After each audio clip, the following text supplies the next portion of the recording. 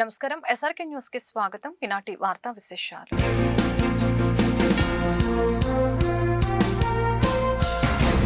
గుంటూరు జిల్లా నూతన కలెక్టర్ గా సీఎం సాయి కాంత వర్మ బుధవారం బాధ్యతలు చేపట్టారు. ఈ సందర్భంగా వేద పండితులు పూర్ణకుంభంతో స్వాగతం పలికి ఆశీర్వచనాలు అందజేశారు.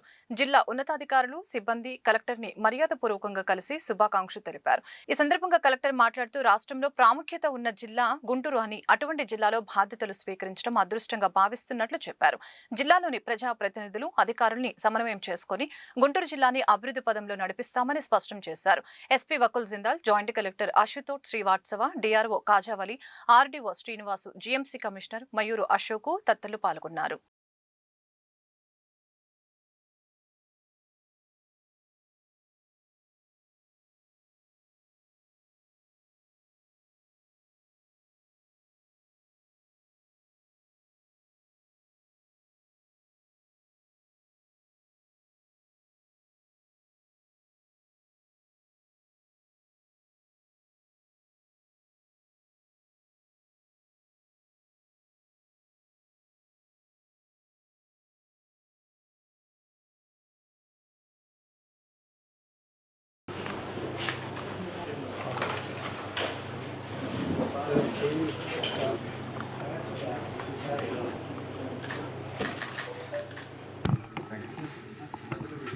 ఈరోజు గుంటూరు జిల్లా కలెక్టర్గా బాధ్యతలు తీసుకోవడం జరిగింది.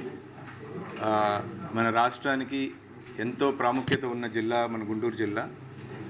ముఖ్యంగా మన తెలుగువారి అందరి కళ, ఆంధ్రుల కళ అమరావతిని మన జిల్లాలోనే నిర్మించుకుంటున్నాం. అలాంటి ఒక ముఖ్యమైన జిల్లాకి కలెక్టర్గా రావడం నిజంగా అదృష్టంగా భావిస్తున్నాను. ఇలాంటి అవకాశం ఇచ్చిన మన రాష్ట్ర ప్రభుత్వానికి, ముఖ్యమంత్రి వర్యులకి, అదేవిధంగా మన జిల్లాలో ఉన్న మంత్రులు, ప్రజాప్రతినిధులు అందరితో కలిసి వారి సూచనల మేరకు జిల్లాని అభివృద్ధి పదంలో నడిపించాలని ప్రయత్నం చేస్తాను. సమస్యలు అనేకం వస్తుంది. వీటి పరిష్కారం వైపు మీరు ఏ విధంగా ఇప్పుడే కదండి వచ్చాను. అసలు ముందు సమస్యలు ఏంటో తెలుసుకొనివ్వండి. తప్పకుండా జిల్లా అడ్మినిస్ట్రేషన్ తరపు నుంచి ప్రజలకి ఏవైతే ఇబ్బందులు ఉన్నాయో వాటిని తప్పకుండా తీర్చే విధంగా నేను కానీ ఎంటైర్ జిల్లా అడ్మినిస్ట్రేషన్ కూడా పూర్తి సాయశక్తిలో ప్రయత్నం చేస్తాం. మనకి దాదాపు 5-6 జిల్లాల్లో సంజీవన్ లాంటి గుంటూరు ప్రభుత్వ ఆసుపత్రి ఉంది, హెచ్డిహెచ్ చైర్మన్.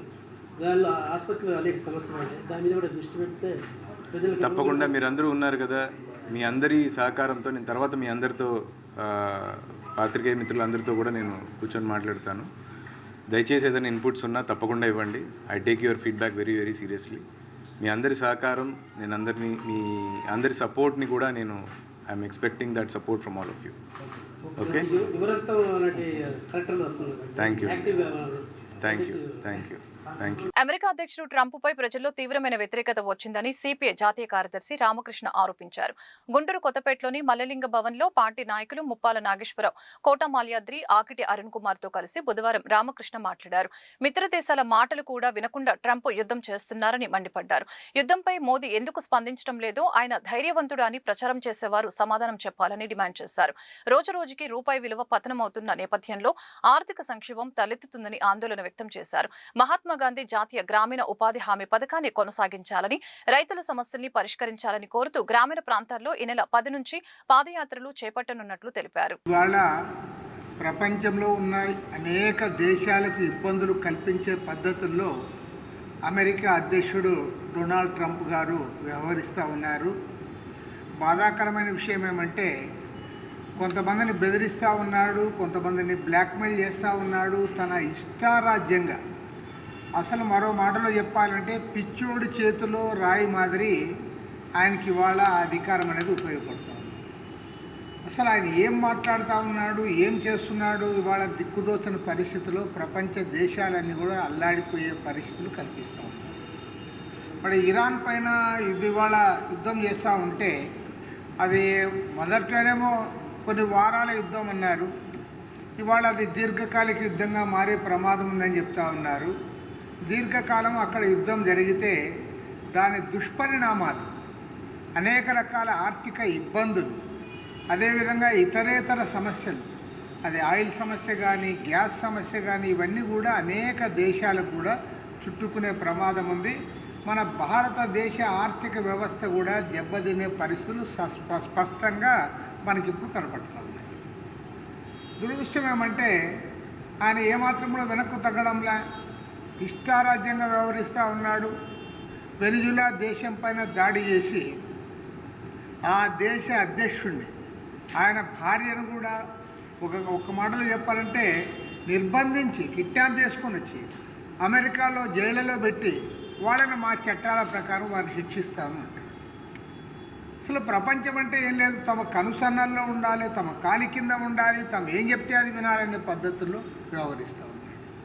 ఇరాన్ పైన కూడా అప్రకటిత యుద్ధం అది, నువ్వు వారే ప్రకటించకపోతేవి పోయి దేశం పైన దాడి చేసేవి.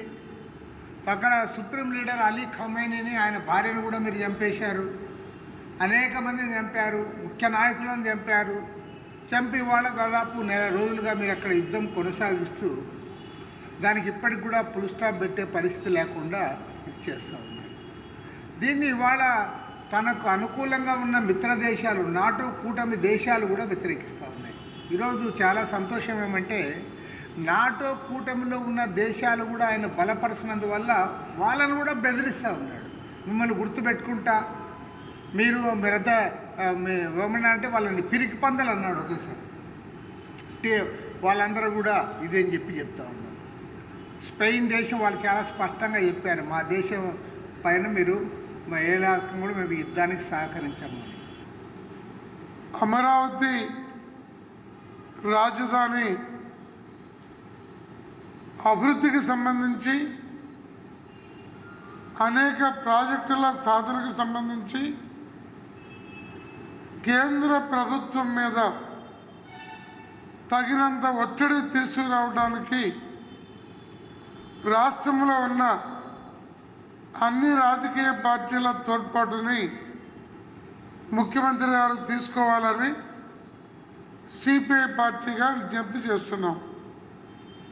అలాగే అమరావతికి సంబంధించిన కీలకమైన సందర్భాలలో ఒక బాధ్యతాయుతమైన ప్రజాస్వామ్య పద్ధతిలో ఉన్న మన ప్రభుత్వం ప్రతిపక్ష పార్టీలన్నింటినీ కూడా ఆయా సందర్భాలలో ఆహ్వానించి చేయబోతున్నటువంటి విధానపరమైన అభివృద్ధిపరమైన అంశాలని తెలియజెప్పి విస్తృతమైనటువంటి తోడ్పాటుని తీసుకుంటే అది మరింత ప్రయోజనకరంగా ఉంటుందని కూడా ముఖ్యమంత్రి గారి దృష్టికి ఈ సందర్భంగా తీసుకొస్తున్నాం. మరో అంశం, మన రాష్ట్రంలో విస్తారమైనటువంటి ప్రాంతం పలు రకాల ఖనిజ సంపదలు ఉన్నాయి. విశాఖ పాడేరు ప్రాంతంలో ఉన్న అడవి ఫారెస్ట్ ప్రాంతం నుండి రాయలసీమ దాకా మధ్యలో కృష్ణా గోదావరి బేసిన్లో ఉన్నటువంటి సహజ వాయువుతో పాటు మనం చూసినప్పుడు రాష్ట్రం ఒక సుదీర్ఘమైనటువంటి సముద్ర తీరములో ఉండటాన్ని కూడా అడ్వాంటేజ్గా ప్రభుత్వం పదే పదే చెబుతుంది. ఆ చెప్పినటువంటి వాటి అమలుకి సంబంధించి ఈ సహజ వనరుల్ని కొద్దిమంది కార్పొరేట్ వ్యక్తుల యొక్క ఆర్థిక సౌష్ఠవానికి ఉపయోగపడేటువంటి పనులు కాకుండా దేశంలో ఉన్న అన్ని రాష్ట్రాల కన్నా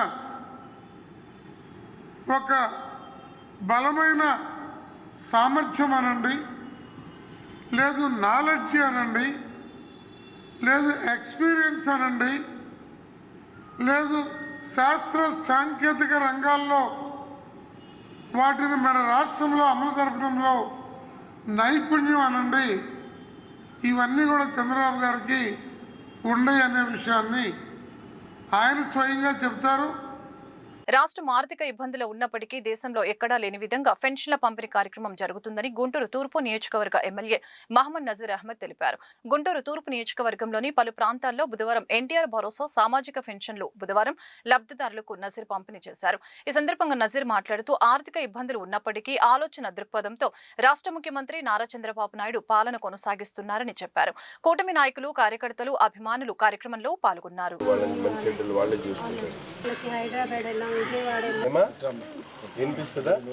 ఉద్యోగం ఇప్పిస్తాడు చంద్రబాబు నాయుడు గారు.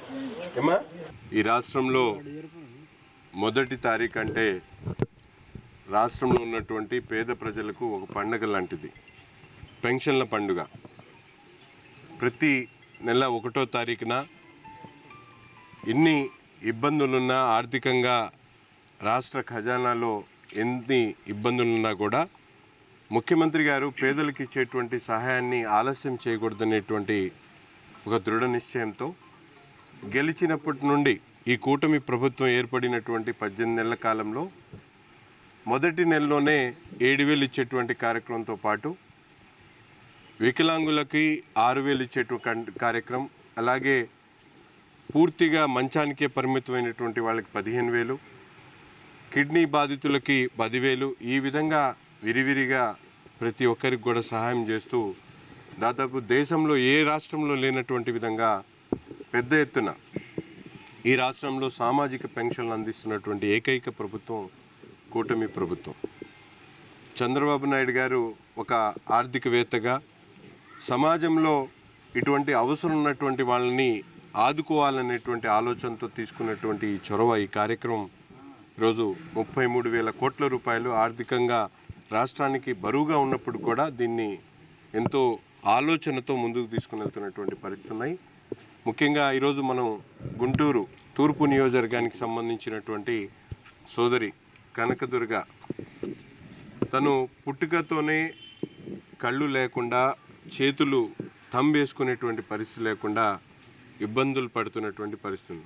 దాంతోపాటు తండ్రి చనిపోయిన తర్వాత తన తల్లి ఎంతో కష్టపడి 3 పిల్లల్ని పెంచుకుంటూ ఆర్థికంగా ఇబ్బంది ఉన్నప్పుడు కూడా ఎక్కడ సహారా లేకుండా, ఎవరు ఆదుకునేటువంటి వాళ్ళు లేక 15 సంవత్సరాల పాటు, తనకు కూడా చాలా తక్కువ వయసులోనే 15 సంవత్సరాల పాటు ప్రభుత్వాల చుట్టూ, కార్యాలయాల చుట్టూ తిరిగి మా అమ్మాయికి చేతులు లేవు, కళ్ళు కనిపించట్లేదు, తను జీవితాంతం ఈ విధంగా బ్రతకాలంటే ఇబ్బంది అవుతుంది, ఈ విధంగా తను ఆదుకోవాల్సినటువంటి అవసరం ఉందని చెప్పి ఒక తల్లి ఆవేదనతో ప్రతి కార్యాలయానికి తిరిగినటువంటి పరిస్థితులు. దాదాపు 15 సంవత్సరాల్లో అనేక ప్రభుత్వాలు మారినాయి. కానీ తను అనుకున్నటువంటిది సాధించడానికి నిత్యం కూడా ఎంతో ఓర్పుతో, సహనంతో తన బిడ్డ కోసం ఇంటింటికి, ప్రతి కార్యాలయానికి కూడా తిరిగి తన బిడ్డకు ఒక అండగా నిలవాలనేటువంటి తపన ఆ తల్లిలో ఉండి, మా కార్యాలయం మేము గెలిచిన తర్వాత గుంటూరు తూర్పు నియోజకవర్గంలో నా కార్యాలయానికి ఇక్కడ స్థానికంగా ఉన్నటువంటి కూటమి నాయకుల సహకారంతో నా దగ్గరికి రావడం జరిగింది. ఆమెని వెంటనే ఈమె పరిస్థితి చూస్తే నిజంగా గుండె తరుక్కుపోయే పరిస్థితి. మనం చేయగలిగినటువంటి ఆలోచన ఉన్నా కూడా అది సామాన్యంగా ఒక ఎమ్మెల్యే స్థాయిలో జరిగేటువంటి అవకాశం లేదు. ఆంధ్రప్రదేశ్ ఐక్య ఉపాధ్యాయ ఫెడరేషన్ యూటీఎఫ్ గుంటూరు కలెక్టరేట్ కార్యాలయం వద్ద బుధవారం నిరాహార దీక్ష చేపట్టింది. ఐఆర్ 29% ప్రకటించాలని, పీఆర్సీ కమిషన్ వెంటనే నియమించాలని, సిపిఎస్ ని రద్దు చేసి ఓపీఎస్ ని అమలు చేయాలని, పెండింగ్ బకాయిలు చెల్లించాలని డిమాండ్లతో ఈ కార్యక్రమం జరిగింది. యూటీఎఫ్ గుంటూరు జిల్లా ప్రధాన కార్యదర్శి ఎం కళాధర్ తదితరులు దీక్షలో పాల్గొన్నారు.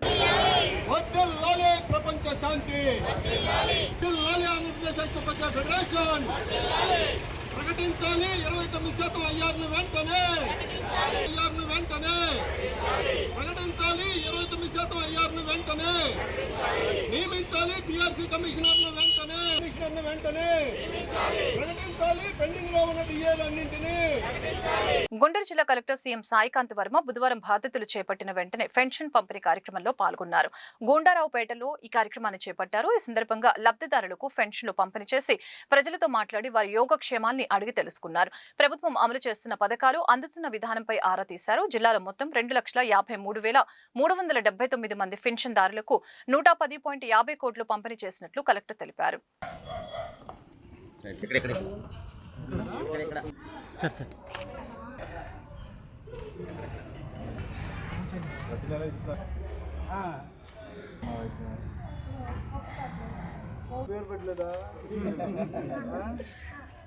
గుంటూరు మార్కెట్ సెంటర్లోని గాంధీ విగ్రహం వద్ద బుధవారం వామపక్షాలు ఆందోళన కార్యక్రమాన్ని చేపట్టాయి.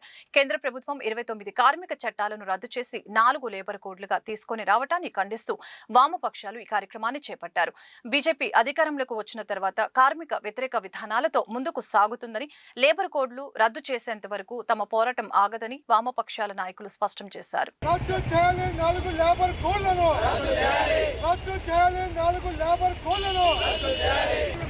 నరేంద్ర మోడీ కార్మిక వర్గ వ్యతిరేక Narendra Modi we want justice we want justice we want justice we want justice we want justice చాలి 4 లేబర్ కోడ్లను రద్దు చేయాలి 4 లేబర్ కోడ్లను రద్దు చేయాలి we want justice we want justice we want justice we want justice. Guntur బ్రాడీపేటలోని Sharada విద్యానికేతనం విద్యాలయంలో దాతల సహకారంతో నూతనంగా నిర్మించిన బ్లాక్ ప్రారంభోత్సవ కార్యక్రమం బుధవారం ఘనంగా జరిగింది. ఆంధ్రప్రదేశ్ రాష్ట్ర మహిళా కమిషన్ చైర్పర్సన్ రాయపాటి శైలజ అతిథిగా హాజరై నూతన బ్లాక్ ని ప్రారంభించి మాట్లాడారు. సమాజ అభివృద్ధికి దాతల సహకారం కీలకమని, అమరావతికి చట్టబద్ధత రావడం శుభపరిణామమని తెలిపారు.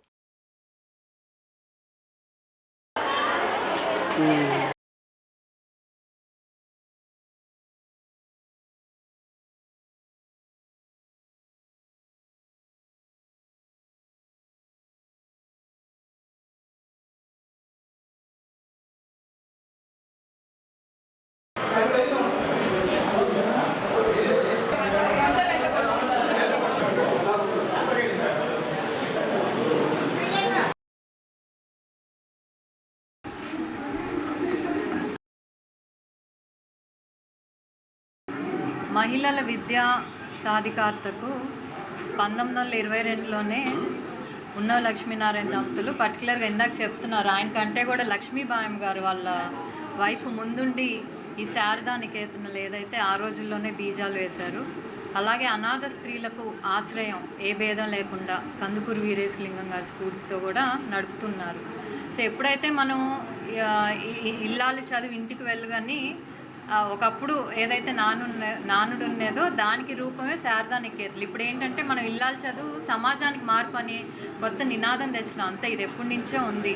సో ఇక్కడున్న మహిళా విద్యార్థులకు కానివ్వండి, ఫెసిలిటీస్ ఏదైతే శారదా నికేతనలు నెలకొల్పారో వాటిని ఇంకా ముందు తీసుకెళ్ళటానికి ఎంతోమంది దాతలు కూడా ముందుకు వచ్చి కృషి చేస్తున్నారు. ఇక్కడున్న ఫెసిలిటీస్ కానీ ఇన్ఫ్రాస్ట్రక్చర్ డెవలప్ చేయడానికి ఎంతోమంది ముందుకు వస్తున్నారు. దాంట్లో భాగంగా మరి గుల్లపల్లి సుబ్బారావు గారి సేవా సమితి తరఫున గుల్లపల్లి సుబ్బారావు గారు సొంత ఖర్చులతో 25 లక్షలు పెట్టి విద్యార్థులకు అంటే మెయిన్గా కంప్యూటర్ ల్యాబ్ అనేది ఇప్పుడున్న జనరేషన్కి కంప్యూటర్ ఎడ్యుకేషన్ చాలా ఇంపార్టెంట్. టెక్నాలజీ స్కిల్స్ పెంచుకోవటానికి కానీ చదువు ఇంకా మెరుగుపరుచుకోవటానికి.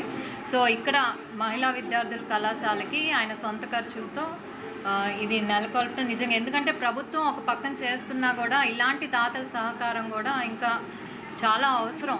ఆంధ్రప్రదేశ్లో ఎస్పెషల్లీ ఎడ్యుకేషన్, మన విమెన్ ఎంపవర్మెంట్ మాట్లాడుకుంటున్నాము, వీటన్నిటికీ చేదోడువాదుడుగా ప్రభుత్వంతో పాటు ఇలాంటి దాతల అవసరం కూడా ఎంతో అవసరం ఉంది. సో మీకు కృతజ్ఞతలు ఈరోజు ఇక్కడ కంప్యూటర్ ల్యాబ్ నెలకొల్పినందుకు. దీన్ని అవకాశాలు అందరికీ రావు, వచ్చినప్పుడు అవకాశాలు కల్పించడం ఒక ఇద్దరికైతే దాన్ని ఎంతవరకు ఉపయోగించుకుంటా అనేది మన చేతుల్లో ఉంటుంది. ఈ శారదా నికేతన్లో కరస్పాండ్గా టి శ్రీనివాస్ అని నేను పనిచేస్తున్నాను. నా ఈ కాలంలో ఈ కళాశాల అభివృద్ధి కొరకు నేను కంప్యూటర్ విద్యను ప్రవేశపెట్టడానికి గాను మా గుల్లపల్లి సుబ్బారావు గారిని నేను సంప్రదించడం జరిగింది. ఇట్లాగా పిల్లల అభివృద్ధి కొరకు వాళ్ళ కంప్యూటర్ విద్య నేర్పించడం కొరకు బిల్డింగ్ లేదని అడిగాము. అడిగిందే తడవుగా ఆయన వెంటనే బిల్డింగ్ సమకూర్చి మాకు అందించారు 3 నెలల్లోనే. ఈ కంప్యూటర్ విద్యను కళాశాల పిల్లలకు బాగా ఉపయోగపడుతుందని ఈ బిల్డింగ్ కట్టించి 3 నెలల లోపల మాకు ఈరోజు అప్పగించే కార్యక్రమాన్ని ఇంత ఘనంగా జరిపి ఆయన మాకు పాత్రులయ్యారు. ఆయన్ని మేము సగౌరవంగా ఆహ్వానించి సన్మాన కార్యక్రమం ఏర్పాటు చేస్తున్నాం. ఆయన ఈరోజు నుంచి ఈ బిల్డింగ్ మాకు అప్పచెప్పి వెళ్తున్నాడు మా పిల్లలకి. అందువల్ల మా కళాశాల పిల్లలందరూ వాళ్ళ విద్యను ఇక్కడ నేర్చుకొని భవిష్యత్తు బాగా ఉండాలని చెప్పేసి వాళ్ళ భవిష్యత్తులో అభివృద్ధి చెందాలని చెప్పేసి కోరుకుంటున్నాము. ఈ వార్తలు ఇంతటితో సమాప్తం. మరొక బులెటిన్లో మళ్ళీ కలుద్దాం. నమస్కారం.